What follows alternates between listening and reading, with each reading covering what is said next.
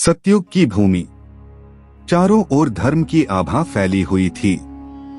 नदियां कलकल करती बह रही थीं, यज्ञों की ध्वनि दिशाओं में गूंज रही थी और हर जीव अपने कर्तव्यों का पालन कर रहा था।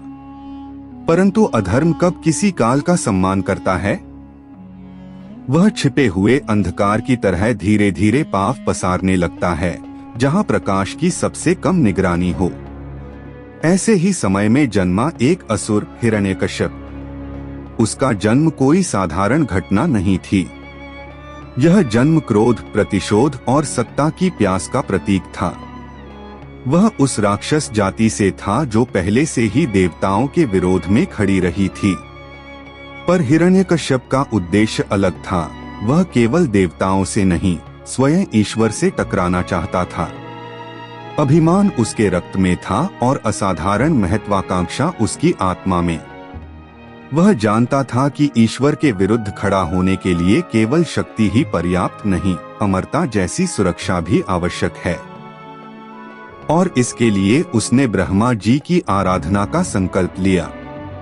वह घने वनों में गया, जहां वर्षों तक उसने तप किया।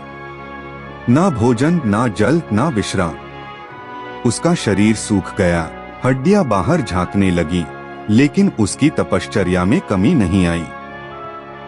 उसकी चेतना एक ही लक्ष्य पर केंद्रित थी, वह शक्ति जो उसे मृत्यु से परे पहुंचा सके। अंततः उसकी तपस्या रंग लाई। ब्रह्मा जी प्रकट हुए। उन्होंने उस दैत्य के आग्रह को सुना। उसने अमरता नहीं मांगी, पर ऐसी शर्तों का ताना बाना बुना कि मृत्यु की सारी संभावनाएं शून्य हो जाएं। मनुष्य नहीं, पशु नहीं, दिन नहीं, रात नहीं, घर में नहीं, बाहर नहीं, आकाश में नहीं, पृथ्वी पर नहीं, अस्त्र से नहीं, शस्त्र से नहीं, यह थी उसकी सुरक्षा की कवच। ब्रह्मा जी जानते थे कि यह वरदान छल से परिपूर्ण है, पर नियमों के बंधन में वे उसे अस्वीकार नहीं कर सकते थे। तथास्तु कहते हुए उन्होंने वह वरदान दिया और हिरण्यकश्यप की आंखों में वह चमक आ गई जो विनाश की भूमिका लिखती है। अब वह केवल एक असुर नहीं रहा, अब वह स्वयं को ईश्वर समझने लगा। उसने एक विशाल साम्राज्य की स्थापना की, एक ऐसा साम्राज्य जहां केवल उसका नाम गूंजता था। उसने देवताओं को स्वर्ग से निष्कासित किया, ऋषियों के यज्ञ विध्वंस कराए, धर्म के प्रतीकों को नष्ट कर दिया। उसकी आज्ञा थी, केवल वही पूज्य है, उसके सिवा कोई नहीं। इसी समय उसकी रानी से जन्मा उसका पुत्र प्रहलाद, एक शांत बालक पर हृदय में ईश्वर के प्रति अटूट श्रद्धा।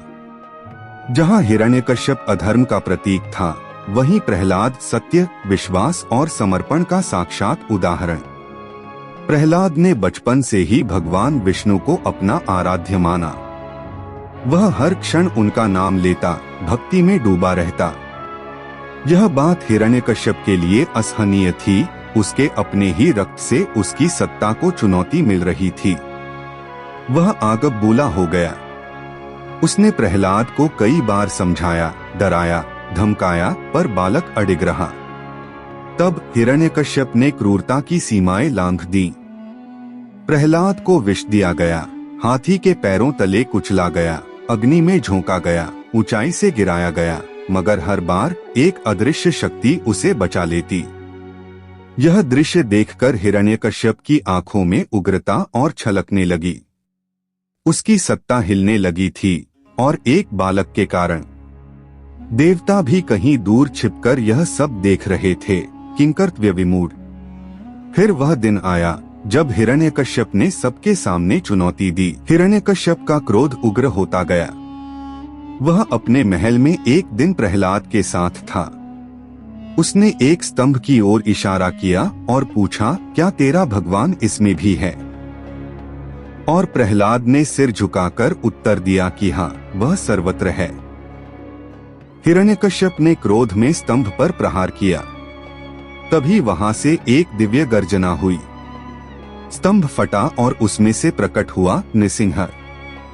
वह न मानव था, न पशु। उसकी आकृति भयावह थी, पर उसकी उपस्थिति में एक अद्भुत दिव्यता थी। नृसिंह ने हिरण्यकश्यप को उठाकर महल के द्वार की चौखट पर रखा, जो न घर के भीतर था न बाहर। यह समय संध्या का था, न दिन न रात।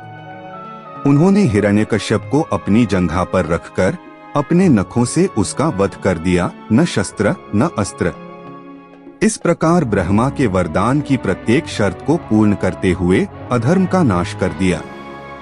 देवता ऊपर से पुष्प वर्षा करने लगे, किंतु नृसिंह शांत नहीं हुए। उनका रूप उग्र था, क्रोध से थरथराते हुए वे गगनभेदी गर्जना कर रहे थे। देवता भयभीत थे कि यह प्रलय ना बन जाए।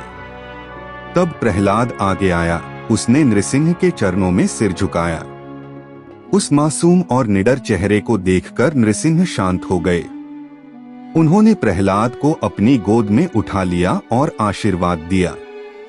यह उस भक्ति की जीत थी जो सत्ता, अहंकार और हिंसा से भी बड़ी थी।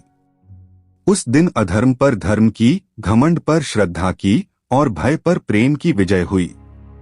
भगवान नृसिंह अंतर्धान हो गए, परंतु उनकी कथा सदा के लिए अमर हो गई।